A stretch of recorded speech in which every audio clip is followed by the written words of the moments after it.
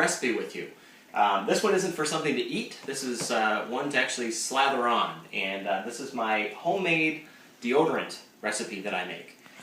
What I use is coconut oil. We buy this literally by the 5-gallon tub.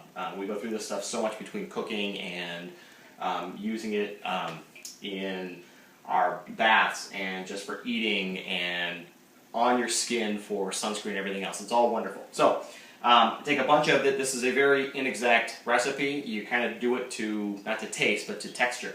So I put a bunch of coconut oil into a saucepan and I melt it.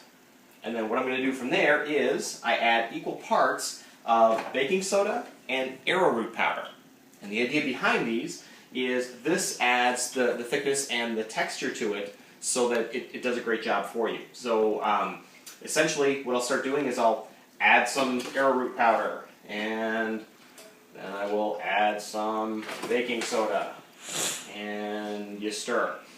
And what you need to do is basically try to where you're going to get the right kind of a texture with this, and it's going to be something you have to kind of feel for. I don't have an exact recipe, but as it cools, it'll start to harden because at room temperature, coconut oil is actually a solid. And so as it cools, it'll start to condense back down to a solid. And you want it to be essentially like a very, very thick paste.